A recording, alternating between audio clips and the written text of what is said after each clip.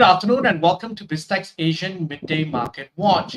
It's the 12th of October, and with us today is David Kuo, founder of the Smart Investor, coming to us out of Singapore. David, it's always great to have you on the show. Selamat tengah hari, Brian. Now, selamat tengah hari. Now, before we get your insights, let's take a look and see how markets across the region have performed. We're going to start with cryptocurrencies, though. Bitcoin is at 26,820. It's down 1.13%. Ethereum is at 1,561. It's up marginally 0.06%. Now, looking across the regional stock markets, we start where you're at, where the Straits Times Index is up 1.05%. The KLCI is up 0.63%, Shanghai is up 0.61%, the ASX All Ordinaries is up 0.23%, the Nikkei is up 1.67%, the Hang Seng is up 1.76%, and rounding up the numbers, we've got the Kospi, which is up 0.9%. So it's a very unusual Thursday, David. It's a sea of greed. Tell us why. Well, I know. I almost have to pinch myself. It's a full house. I mean, all the markets are up at the moment. It looks pretty much as though it's a case of risk on at the moment. Everybody is piling back into the stock market. And I think that's partly because of the Federal Reserve's latest interest rate meeting minutes that seem to suggest that maybe, just maybe, they're done with interest rate hikes. Maybe it's a case of one and done.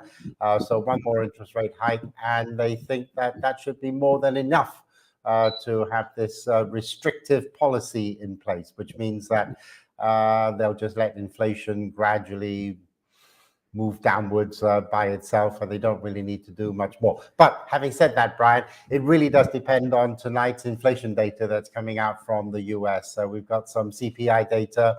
We've also got some core inflation data.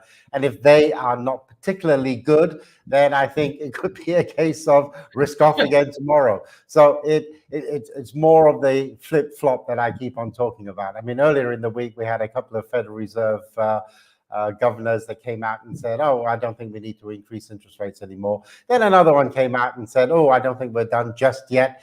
So we keep on getting this situation. But I keep on stressing, to investors, just forget about all of this. Focus on what you need to achieve in 5 and 10 years' time. What happens on a day-to-day basis is something that you need to almost ignore. Although, having said that, Brian, it's very difficult to ignore what's going on in the Middle East. And it almost looks as though people are putting that to one side now and say that Israel will be able to sort out whatever they need to sort out in the Middle East.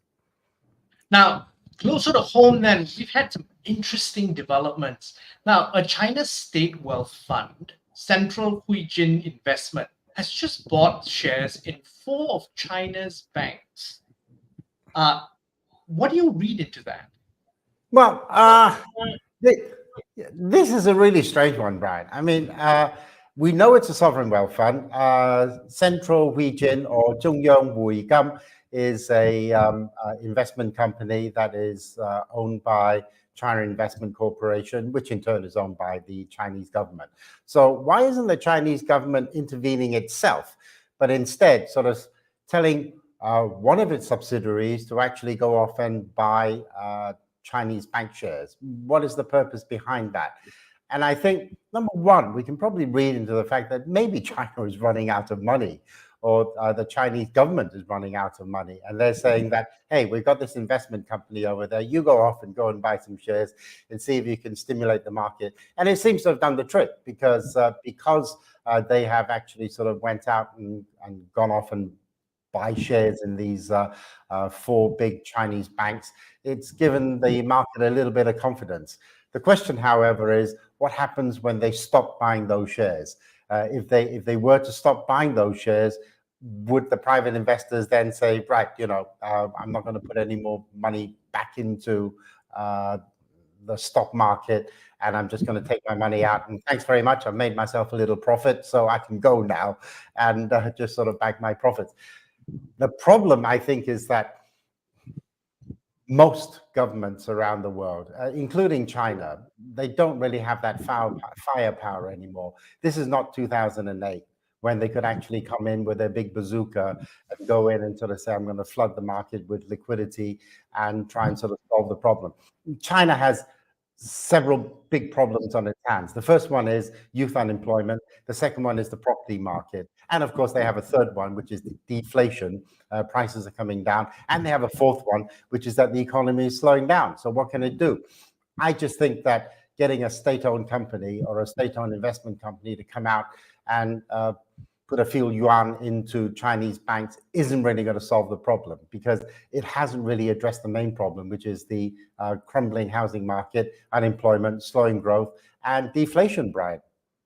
But David, this is really a symbol of just larger problems, not only in China, but around the world. One of the key problems is everyone's running out of money. Everyone has been printing money and getting themselves further and further into debt. But then now we've got to a situation where developed economies are perhaps embarking on financial repression to solve their debt problems. Yeah, well, I know. I mean, this is a pet topic for me, and it has been for a while. And for those people who don't know what financial repression really is, it's governments using people's money in order to repay the debts that they've incurred. Now, they can't do it directly because people would then squeal. So the analogy that I quite like is, Brian, I borrow $100,000 from you. And I say to you, Brian, I can't really afford to repay the $100,000, but I will do in 20 years' time, right? And then you grudgingly accept and you go, okay, yeah, that's fine, David. The problem, however, is that inflation is running at 5%, and I'm paying you an interest rate that is well below 5%. And so consequently, what I've actually achieved is, through some smoke and mirrors, through some abracadabra, I've been able to actually reduce the amount of money that I need to repay you. You still get the 100,000, but 100,000 in 20 years' time at 5% inflation is not going to be $100,000 in today's money. It's going to be a lot less. And that, I think, is the only option that many developed economies have now. According to Goldman Sachs, I mean, debt to GDP before the pandemic was around 70%. That was high, but it was tolerable. Now it's actually over 100% of GDP. And from my reading of those numbers, those governments are never going to be able to repay that debt. So the best way they can do it is to inflate away the debt, which is why you keep on hearing so many central bankers at the moment coming out and sort of saying, hey, you know, inflation will come down by itself, including the Federal Reserve, by the way. They'll say inflation will come down by itself. We don't need to increase interest rates anymore, because they know if they increase interest rates, it's going to actually hammer their own government. So let's just it costs them more money. Well, exactly. So let's just inflate away that debt. Yeah, gradually. We'll pay you a token amount, 3% or something. And then inflation is running a lot higher than that. And using that tactic, the debt will just inflate itself downwards, right? The amount of money that they will have to repay you in 20 years' time is not the same amount of money that you would get today. And that really is financial repression. And people need to be very aware of that. And you need to actually make sure that if you have got some cash today, don't just stick it in the bank, because it's not going to be worth that amount of money in 5 and 10 years' time. You need to actually invest in inflation-beating assets. And some good examples of that is the results that came out just a couple of days ago from PepsiCo. They increased prices, sales increased, profits increased, they've raised their guidance. And despite the fact that many people are saying, oh, watch these consumer-facing companies. They're running out of steam. They're coming off the boil now. People aren't going to be buying their products. But as PepsiCo has shown, no problems there, mate. I've been able to actually increase price. I've been able to increase sales as a result of that. And I've been able to increase profits. So just watch out for these quarterly earnings that are coming out over the next couple of weeks, and judge for yourself whether or not the companies you have invested in have been able to have that magical quality, which we call pricing power.